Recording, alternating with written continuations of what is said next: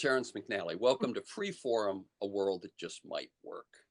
I'll be speaking today with longtime activist and organizer Michael ANSARA about his memoir, The Hard Work of Hope. And we'll talk about his personal journey, the parallels between the late 60s and the current day, and lessons learned that might help us this time around. And you can learn more at michaelansara.org.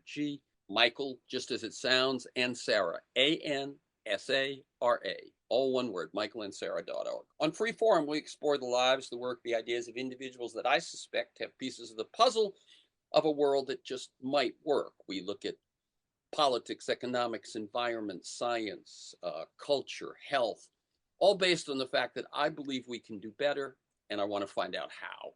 The show streams weekly on the Progressive Voices Network on TuneIn.com, and podcasts are available anytime, anywhere at Apple Podcasts, Spotify, most major podcast sites, and at my site, terrencemcnally.net, TerrenceMcNally.net.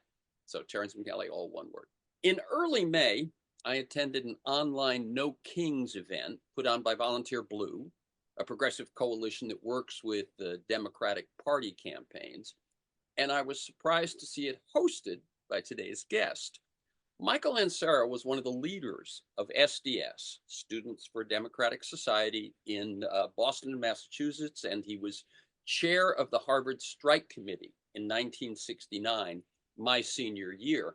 Though I more actively pursued alternative education and mental health at the time, I was certainly involved in the anti-war movement. And though I was off campus teaching the day that student activists took over University Hall, I was in the building the following dawn when state troopers arrived.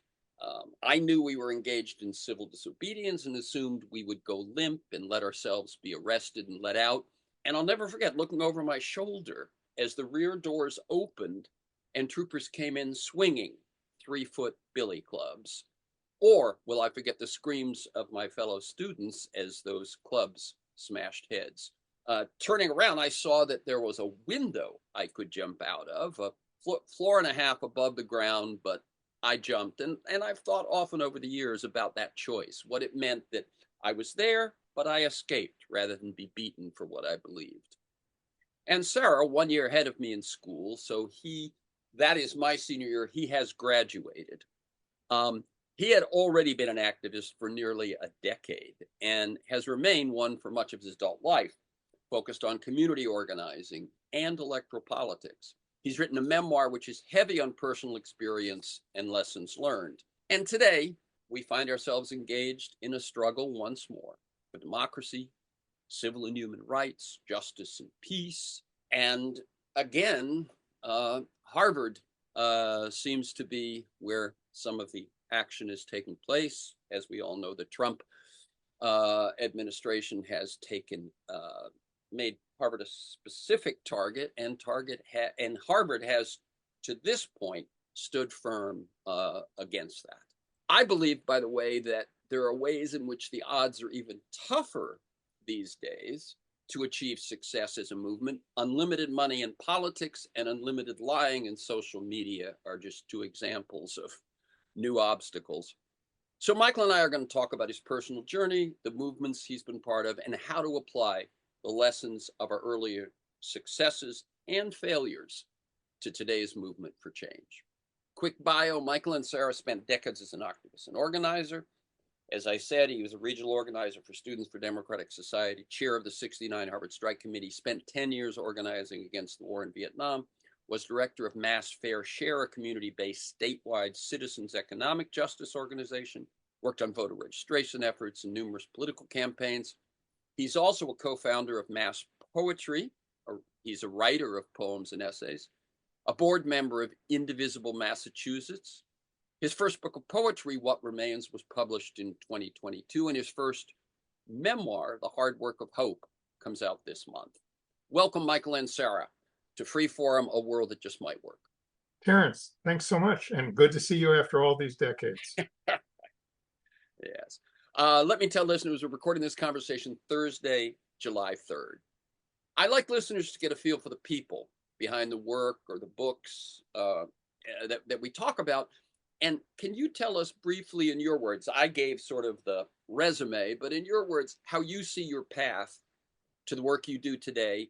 And feel free to go way back, as you do in writing a memoir, uh, to set the scene for people, childhood experiences, mentors, turning points.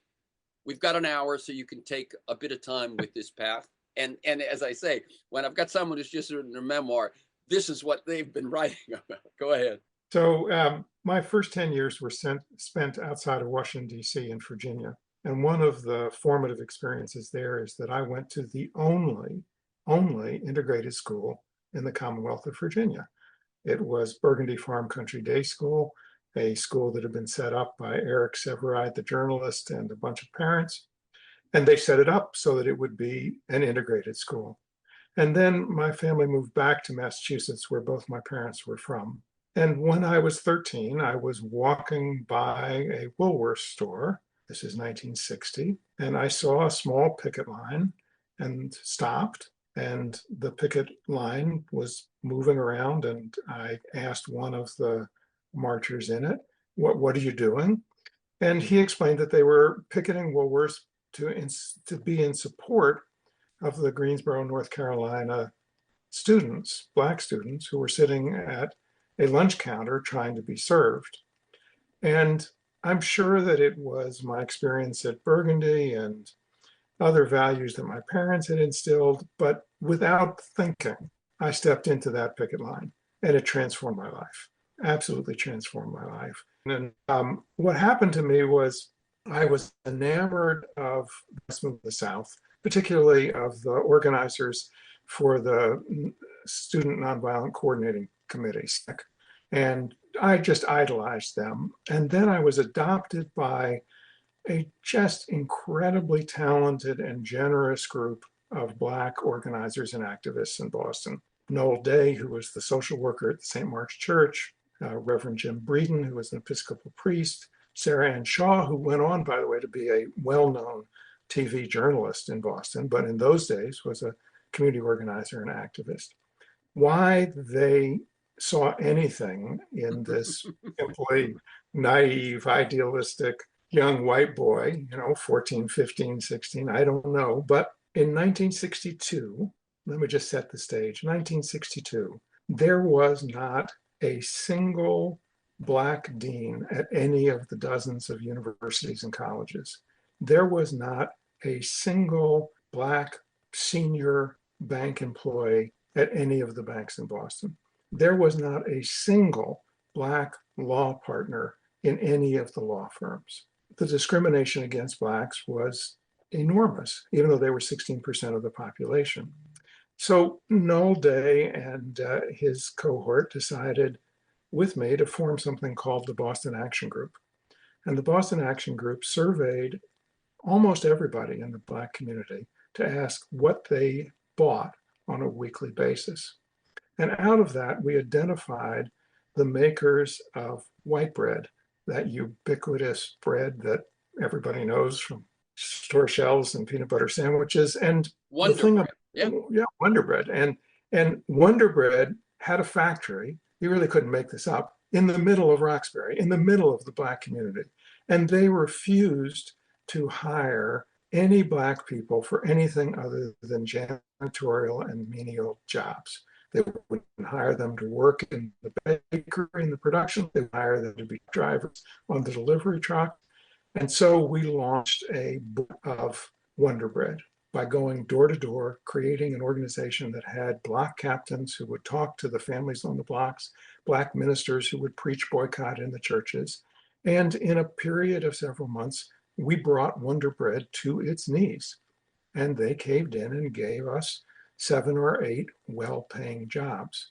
That process convinced me that organizing can work, that I could see success from it, and I could also see people step out of their ordinary lives and accomplish wonderful things. And it made me want to be an organizer. That experience, more than anything else, I wanted to be an organizer. Let me cut in just for a second, and then you'll pick up the story. But I just want people to hear, he was talking about Boston in 1962. So anyone who thinks in their foggy memories that the North had solved problems that the South was, firmly rooted against solving.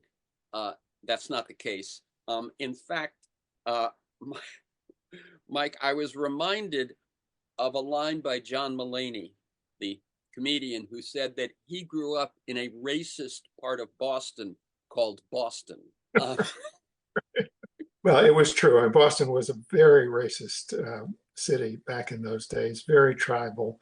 And, there yes, was, let me just say one other thing, which is that what I was shocked about, because I grew up in Florida mostly. I was born in Massachusetts, but when I was 4, we moved to the South, and I grew up in Florida. Both of the high schools I attended, one I went freshman, sophomore, one I went junior, senior, both were integrated for the first time while I was attending them, right. where they brought in like 8 sort of model Black children to enter those high schools. So that was my experience. What was shocking to me, because you were saying tribal, when you said tribal, was that in Boston, the white groups hated each other. Oh, There yeah. were there was an Italian part of town, an Irish part of town, and in the South, it was black or white. That was it. But in Right. Boston, it got tribal. Go ahead. Well, Boston was not only tribal and it not only had segregation in the job market, but it also had segregation in the housing stock, and Black families were prevented from living in many parts of the community, and certainly prevented from joining the booming suburbs in the post-war era. And that's part of the major factor in the huge wealth gap. That's a racial wealth gap that persists to this day. Um, so anyway, that example of organizing the boycott and it succeeding, along with the heroic organizing in the South. I mean, remember, civil rights workers in less than 10 years facing bombings, jailings, beatings, and murders actually wiped out legal segregation against all the odds. And that to me was so inspiring and so filled me both with hope and the belief that ordinary people, when they come together and form organizations, can do extraordinary things. And that set me on the path of my life.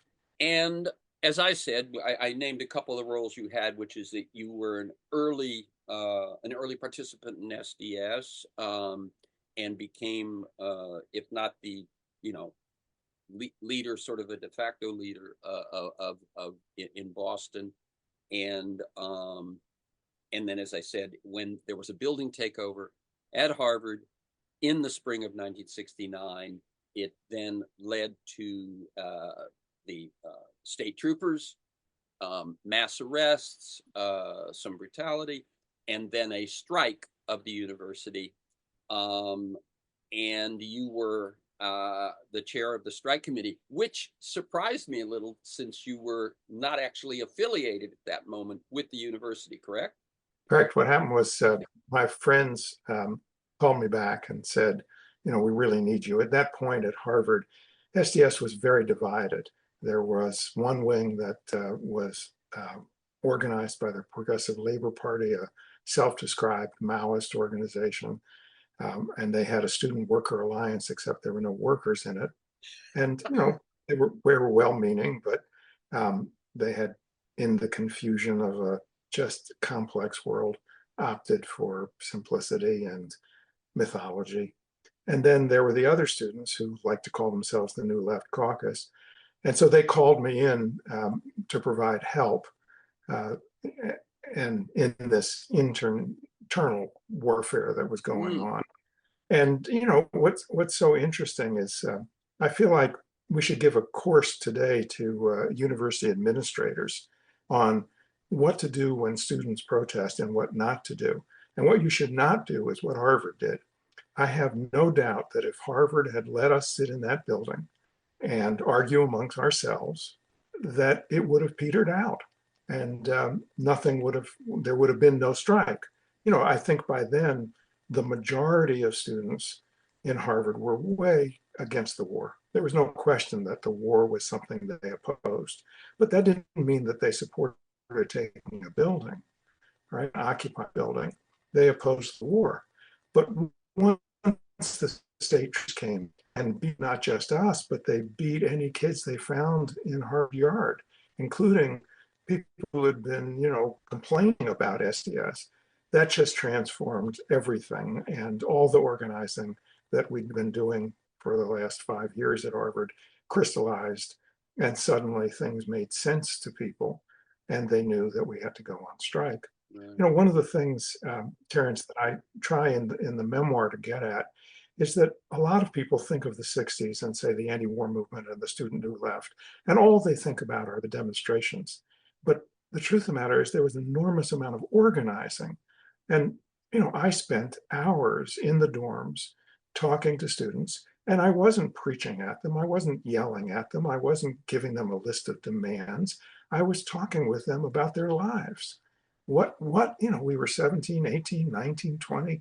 What were we going to do with our lives? What was possible in this society? What did we think about the civil rights movement? What did we think about what our parents wanted us to be? What did we think about culture? What did we think about our music? And what did we think we should do about this horrible war?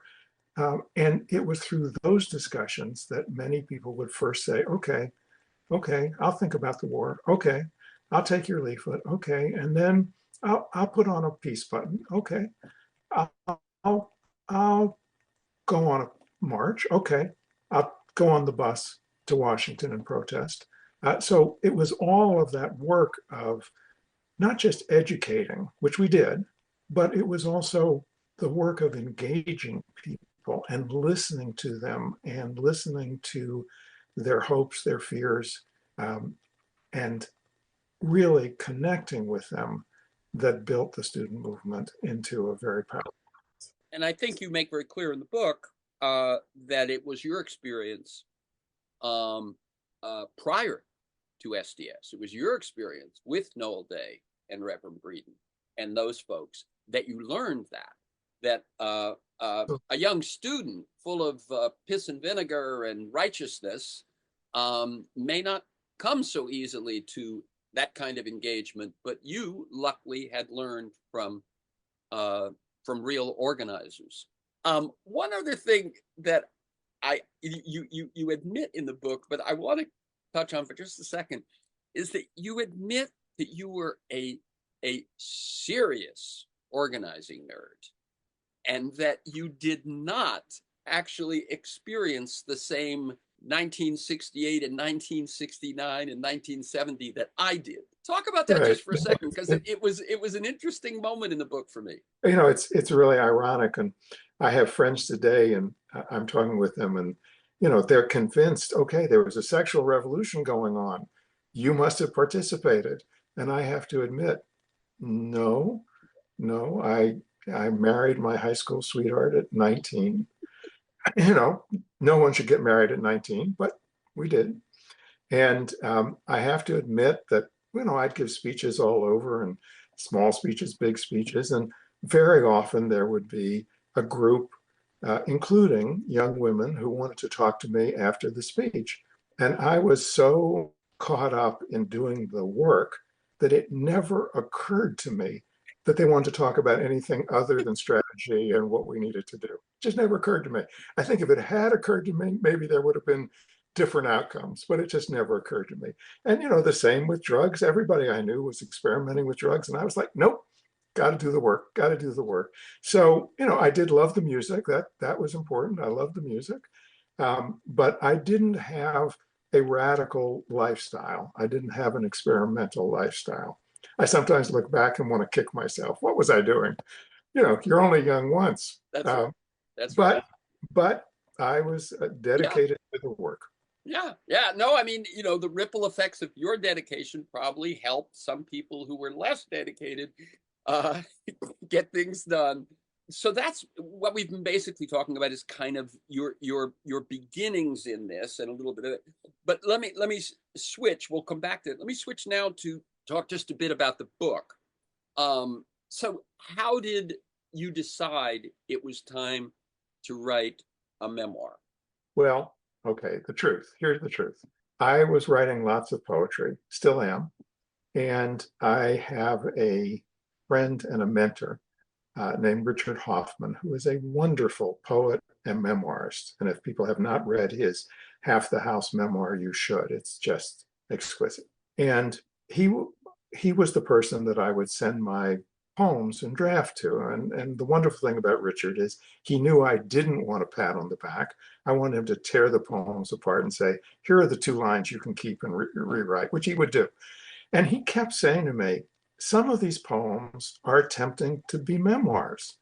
Why aren't you writing a memoir? And I would say, I don't know how to write a memoir, Richard. And he just kept on me. And I finally said, okay, how do I write a memoir? This was 2015. Wow, 10 years ago. Yeah. He said, you start by every morning you get up and you just write. You don't think about chronology. You don't think about structure. You just write about what you remember. And so I did that for a year. And I would write for 2 or 3 hours every day. And at the end of that time, I had a ridiculous amount of words. Ridiculous. 750,000 words, which is just, you know. And so then the project was, okay, what's in there? So now this is 2016, and what's happening? There's an election, and Trump wins.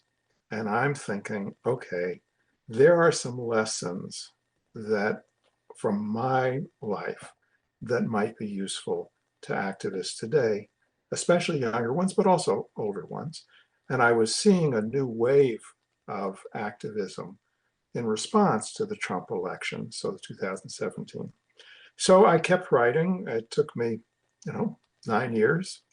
Um, and the goal was, could I write a memoir that was not didactic, that was not history, but was memoir that would be relatively easy to read and would get lessons, experience of those times in a very good way. I've read a lot of memoirs about the 1960s, and most of them dodge the difficult things. They don't want to confront what we didn't want to do. That I want to write what we did do well and where we failed.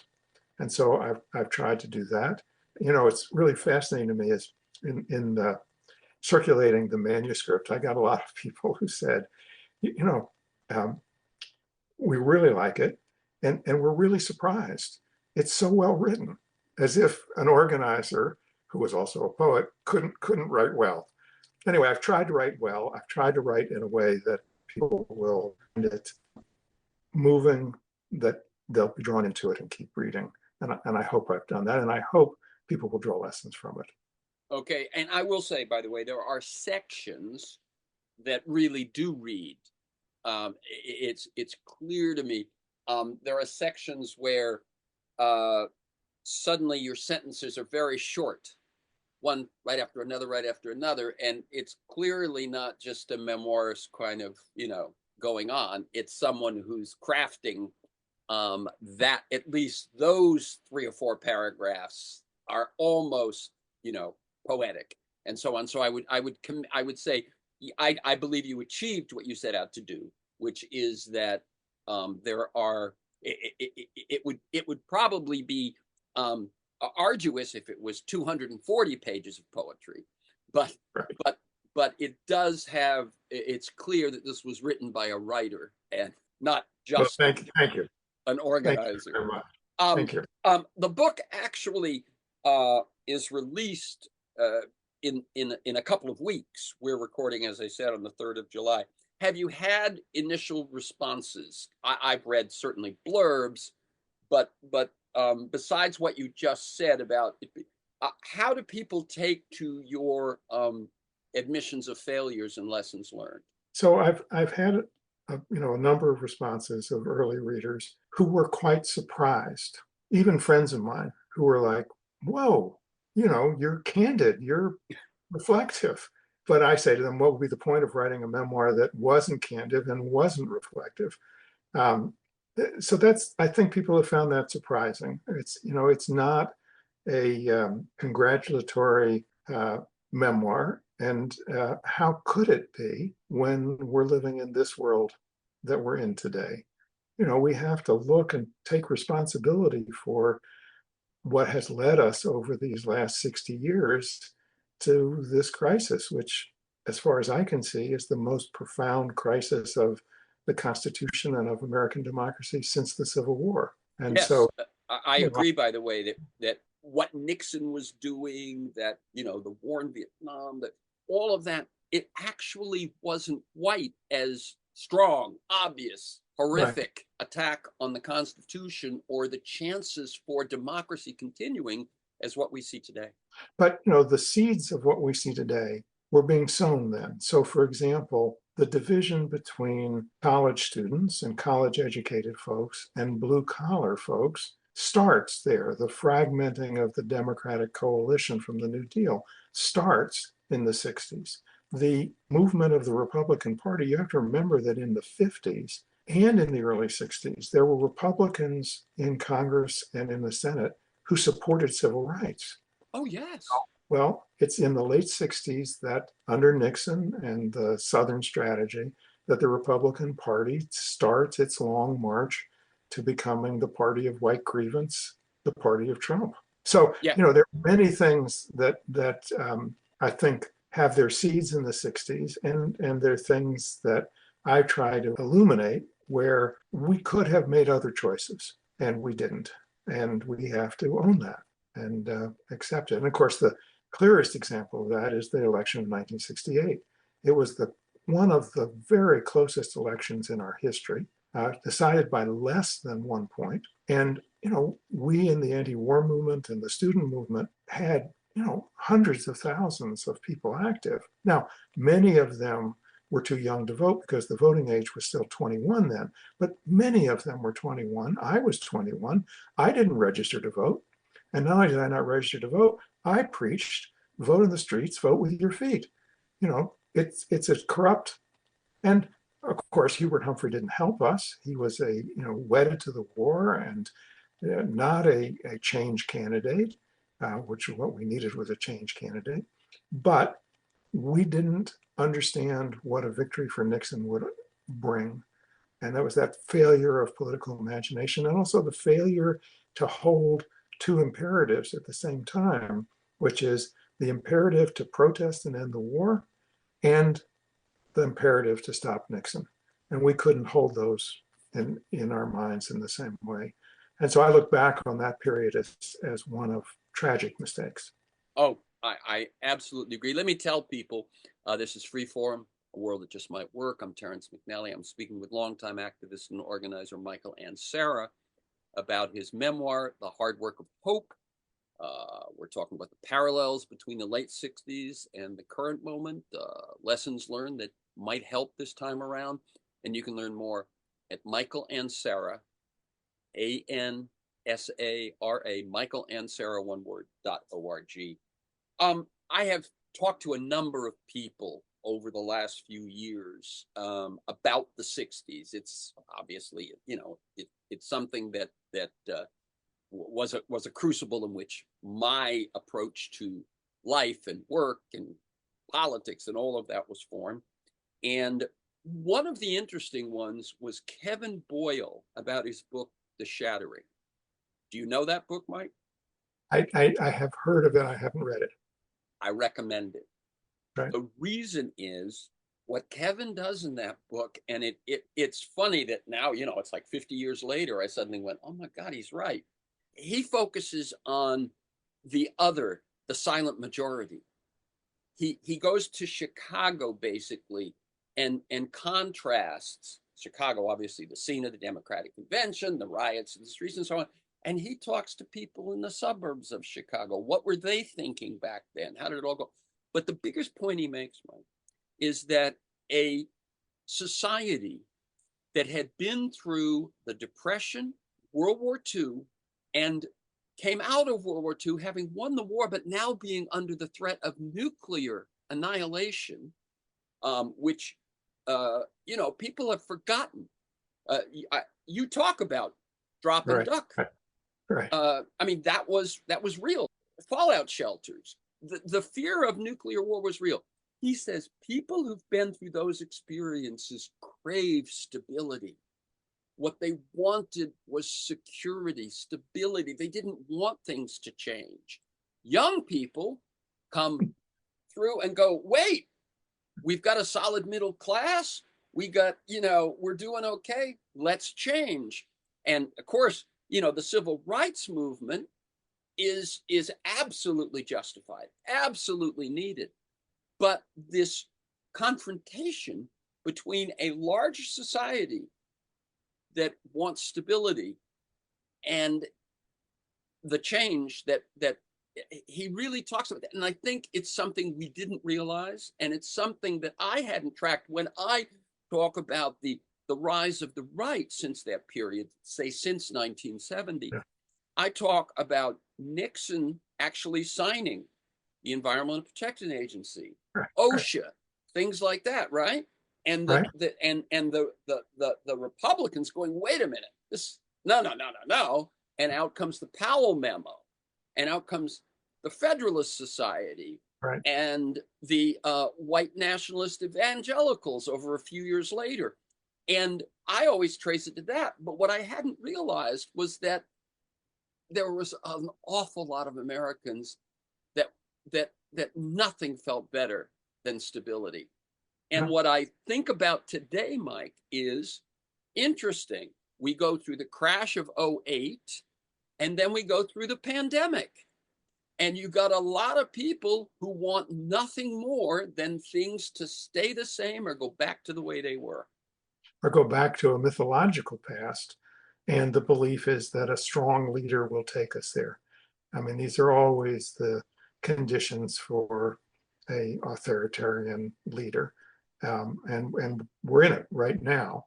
Plato, you may know this, but Plato, right? Oh, you do. The way you're nodding, he said that democracy inevitably leads to tyranny. Right. Because in a freeish society, the greedy will never stop being greedy, and a strong man will rise and say, I'll save you from them. And that's Plato. That's thousands of years ago. And that's where we find ourselves.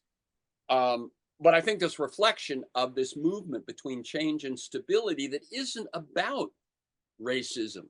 It isn't about fossil fuels. It's deeper than that, is something that has to be reckoned with. Absolutely. Second half of your, not your second half, but following college, which we talked about. So you remain an organizer. You get involved in larger organizations. You remain an organizer. I interviewed Marshall Gans recently. Good friend. I bet. And he, Miles Rappaport, yourself, there's this, this group of people, but Marshall finally wrote his book about organizing. After whatever, he started organizing against you, dropped out of Harvard midway through to go to Freedom Summer. Right. People, if you haven't heard my interviews with Marshall Gans, go back and look at him. But one of the great points he makes is he makes a similar point to what you make, and then he adds something on it, which is that you make the point that, and we haven't talked yet about the PL and the militancy and the rage part. We'll come back to that. But that the organizing that you were involved in avoided electoral politics. And you stuck with that for a long time and look back now and see that that was an error. I look back and I go, the Tea Party, which was really an astroturf movement paid for by billionaires, but it did say, we're angry now and we're going to get involved in electoral politics. And the left, so often those two things were split. Talk a bit about that. That's absolutely true, Terrence. And it's a huge problem in our organizing and our history. Their elections are how, in a democracy, people express power and control the state. And as we are seeing right now, control of the state is critical to all aspects of our life. And I think it was in part a legacy of the anti-war movement and the student new left, and our disdain for elections and our belief that elections were corrupt and that the powerful and the wealthy always got their way. Um, but it also, I think, meant, well, let me go back for a minute. I think Yeah. what happened to us in 68, 69, and 70 is that we reached a point that was the opposite of hope. It was not just despair, but it was also a view that America, which I had grown up loving, absolutely loving, that America was irredeemable. And when you decide that the country is irredeemable, then the only thing that can be done is a wholesale transformation, a revolution, or something like that. And it breeds a purity of politics that, in a strange way, takes away agency, meaning you can't see yourself as an agent to fight and win for reforms that really matter. And I think that's where we were in 68, 69, 70. What partially saved me was organizing. Because if you're actually talking to people and if you're actually engaging them, you learn a couple of things. One is that people who you disagree with are still honorable, decent people, and they can be moved. And at the heart of organizing is a belief that people can change. And if people can change, then the country is redeemable, not irredeemable. And organizing, of course, makes you confront, how do we succeed? How do we build power, democratic power? How do we teach the skills of citizenship, the ethos of democracy, and make it work? Well, for a long time, as you point out, we kept out of elections. We were building democratic power. Say with Mass Fair Share. Mass Fair Share was an intensely popular organization. So you said it We quickly. had Let me just say to people what he said mass fair share, which was a nonprofit organization that you helped found and led for several years. Go ahead. And we got to where we had 115,000 families in Massachusetts back in 1978 who were paying $15 and more in dues. We had, literally 3,000 or 4,000 local leaders in 60 communities, mainly blue collar and low income communities. And in Boston, many of the white families who joined together with black families had been supporters of the virulently racist anti-busing movement just a few years before. That's what I'm talking about. People can change. You provide experiences, people learn, people change. They were working with black people. They didn't start by saying, I love black people, I was wrong. No, they started by saying, okay, I want lower electric rates. I want lower insurance rates. I want to stabilize my community. To win that, I have to work with the other organizations and chapters, and some of them are black. Okay. And then, by 1980, they were universally voting for a statement of rejection of racism that Fair Share adopted. So people can change, people can grow. But to come back to the electoral, even then, while we were fighting constantly with politicians, we stayed out of the electoral arena. And it was a huge mistake, huge mistake. I think with Fair Share, we would have corrected, except that really sadly, the organization's growth outstripped my ability to manage it. And we went from a $250,000 a year budget in less than 5 years to a $3 million a year budget. And what we didn't realize is that we were raising 3 million and we were spending 3.2 million for 4 years. That's not a successful path. No. And it was just because we couldn't manage it. It was as simple as that. We just didn't have the skills. We were Now, still. was there also the cutoff of Vista funds? Did that also? That was part of it. Okay, so in other words, your mismanagement couldn't handle that curveball. Right. And I think, looking back now over all these years, so we had 40 Vista slots that came when John Lewis and Sam Brown and Marge Tabankin were at Vista. And the minute the Reagan regime came in, they were like, no way, this has got to go now. I think if I had been wiser and said, all right, we have to do significant layoffs and shrink the organization. Probably we could have gotten through it. But I was like, no, we're raising money. We'll raise more money. We can do this. We can do this. So we're not going to lay anybody off. Big mistake. Big mistake. And, again, you just have to look at that and learn and say, okay, if you're serious about organizing, you have to be serious also about managing money, raising it in a diversified, democratic way, not dependent on a few funders, not dependent on government funding, and carefully managed. But, Fair Share, I think, left a great legacy. And, what's impressive about Fair Share, and I go into this in the book, is how many things it won, which people don't think about, but you can actually win things, and how many lives it transformed. Yeah. I think Tom Hayden had a similar organization out here, Economic Democracy, ED Right. something, and I Sure. was a member before. Now, he is one who made the pivot to electoral politics. And some people thought, what's Tom Hayden doing in the California Yes, but Assembly? he made it. But he knew what he was doing. Yeah, Tom did make that pivot.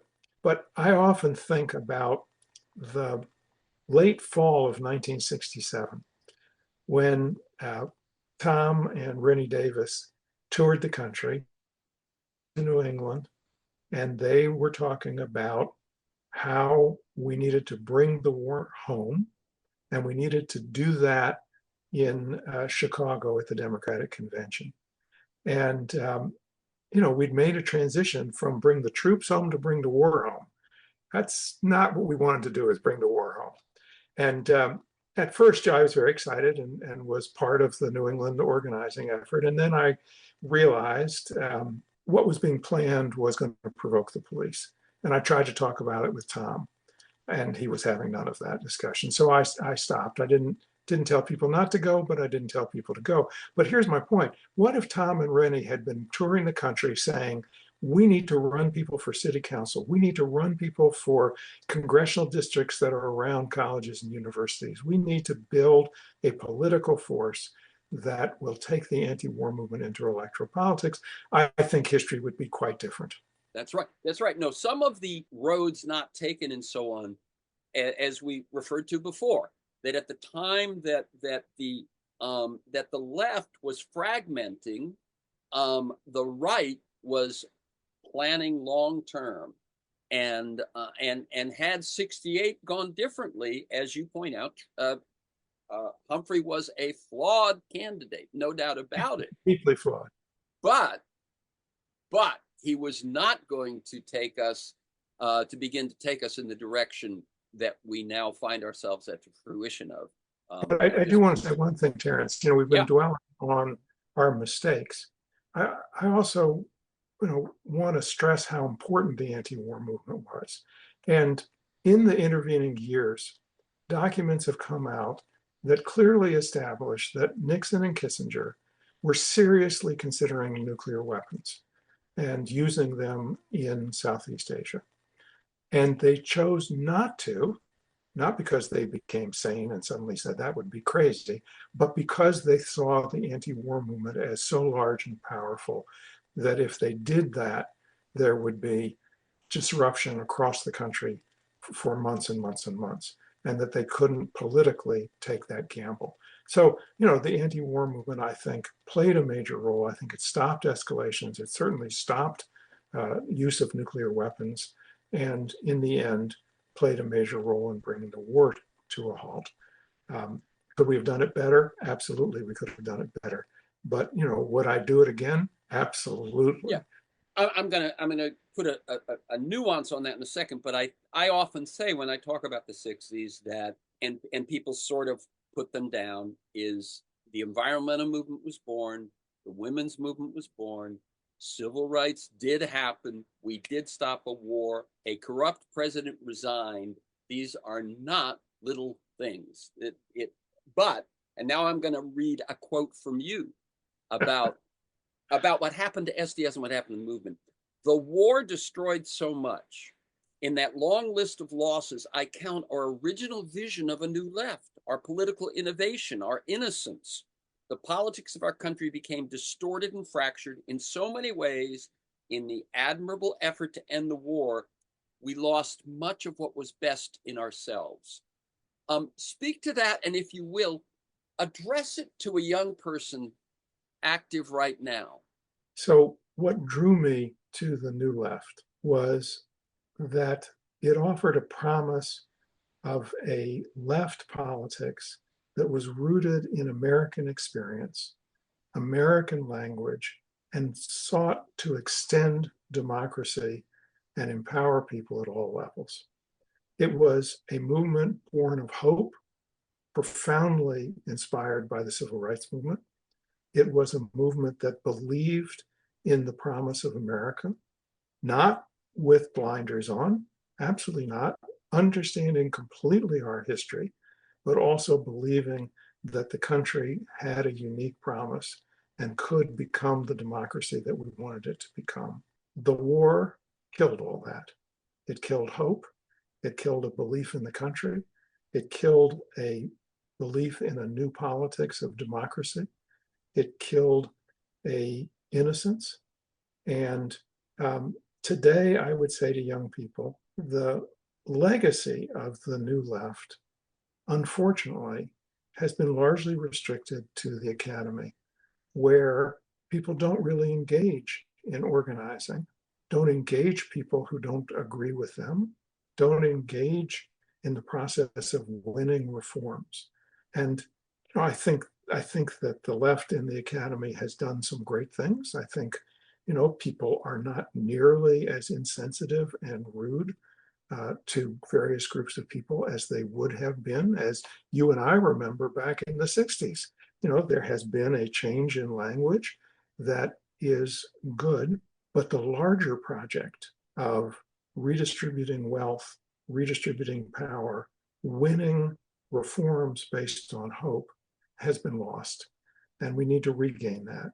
And it's hard right now. It's really hard for people to have hope right now, but it's never been more needed. And it's never been more necessary to believe that we can win the battle for democracy, that we can empower citizens, and that people can change, people can grow.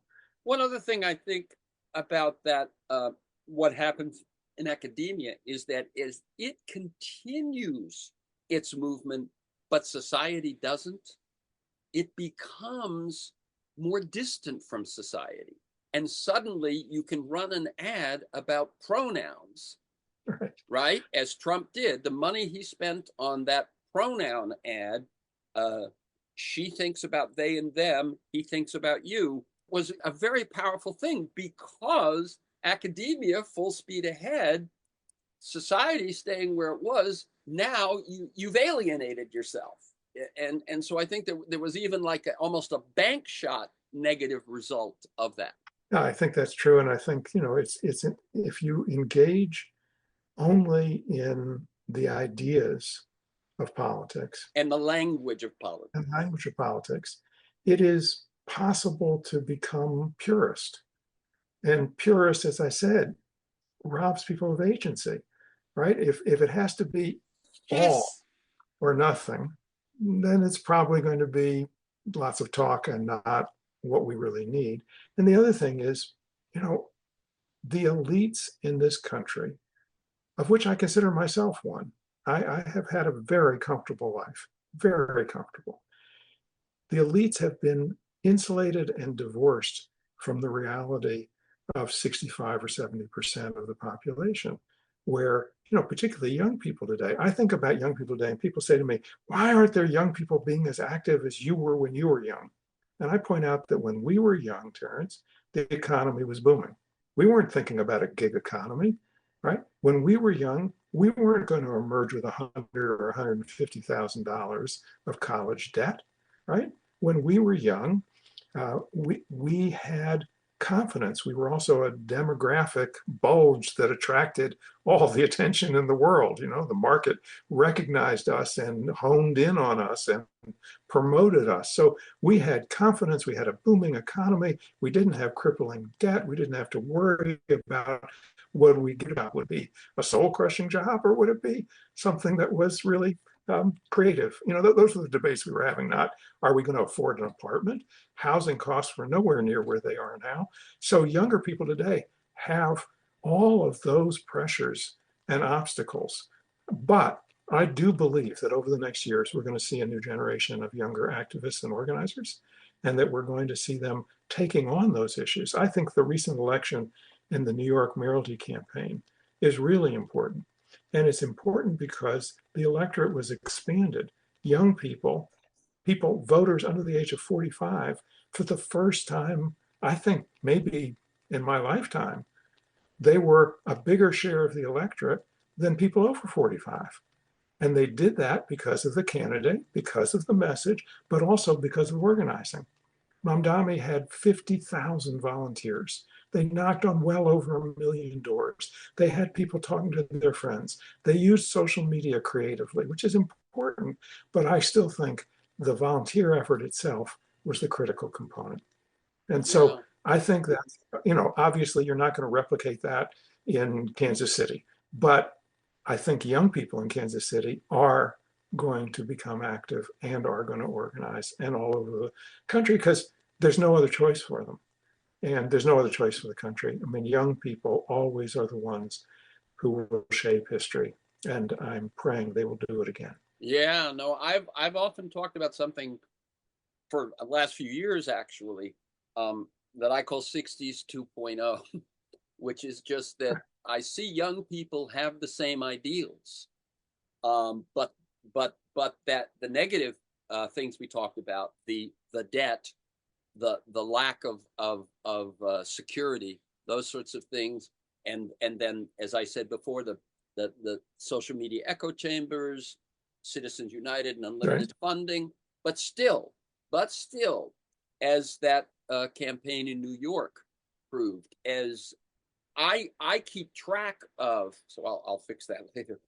I keep track Sure. of campaigns that work, that are able to reach and as you say, expand the electorate. Um, there is a way of listening and organizing, and as you say, there's in some ways no alternative given what they face, and that the election of Trump in 2024, I think, echoes 68 in that it came a lot out of, I think, despair, Well, loss, lack of hope, all those sorts of things.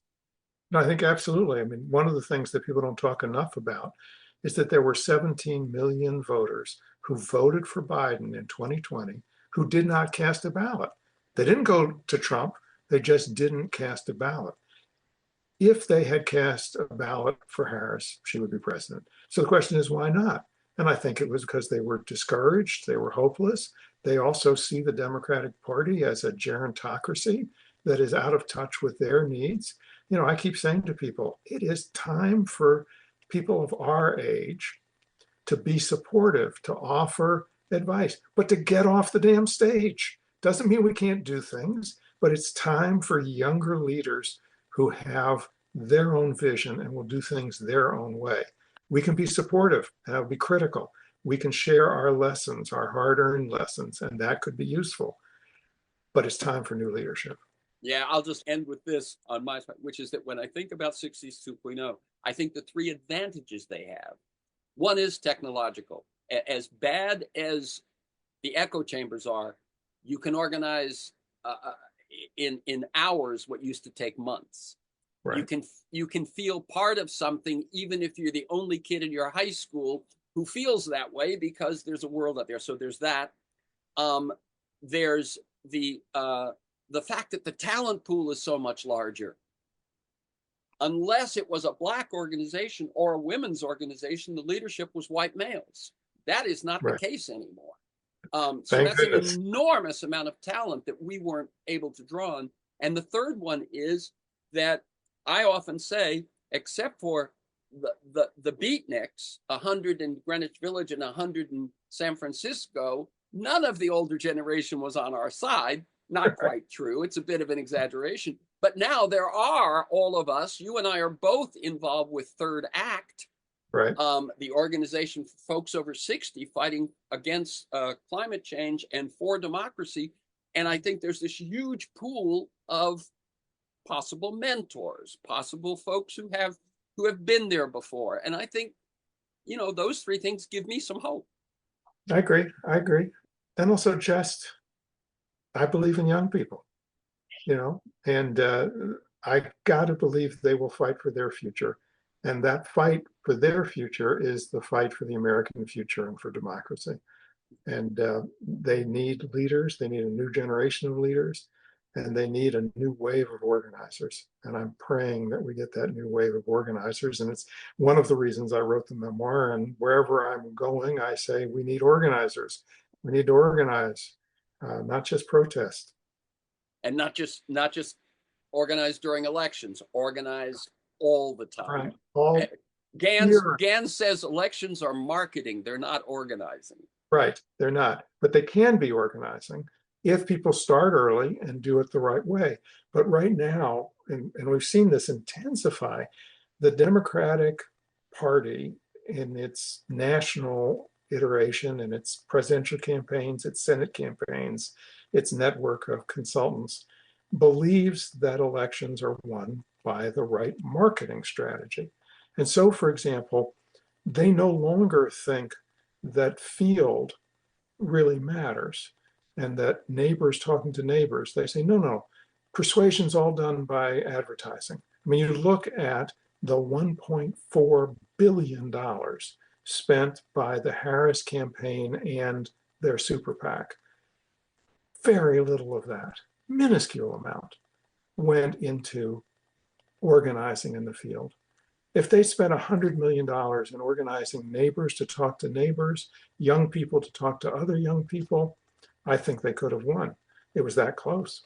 Right. And the other thing is, at the end of an organizing election campaign, you have organizers. At the end of a marketing election campaign, you have, did we win or did we lose? That's it. That's it. And, for example, with Obama in his first campaign, he built an amazing volunteer effort, Organizing for America, OFA. Yeah. And I think it had 20 million people involved in it. And he gets in, he wins, and he faces a decision. Do I keep that organization and foster it as an independent political effort? Or do I basically fold it into the DNC and kill it? And I think the reasoning, I wasn't part of it, but I think the reasoning was, well, wait a minute, I'm president. I can't have an organization that might go after Democratic governors, Democratic mayors. I need to control it. That means I need to fold it into the DNC, and that means I need to kill it. And that's exactly what happened. Yeah. And you pair that with the fact that he helped the banks and didn't help the homeowners, and you got Trump. And I would say right there, go back to FDR. FDR said, he's elected in 32, and he says, if you want all the things you want, talking to labor, talking to unemployed, he says, make me do it. And that organizing structure would have made Obama do it, and we'd be in a different place. I got to let you go. All right. Yeah. The book is Hard Work of Hope. The website is michaelansara.org.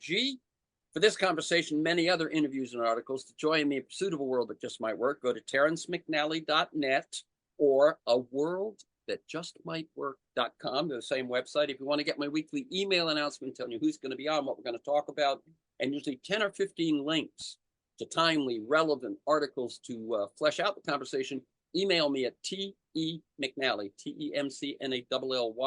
TEMcNally@mac.com. You can also subscribe and listen to Freeform Podcast at most major podcast sites, and you'll find hundreds there. Michael Lewis, Naomi Klein, Robert Reich, Van Jones, Bill McKibben, on and on. You can follow me on Twitter at McNally Terrence. Thanks to Kiana Williams in production, George Vasilopoulos at Progressive Voices, and most of all, you, my listeners. Please share this podcast widely. And finally, thank you, Michael Ansara, and keep up your good work. Thank you, Terrence. I really appreciate it.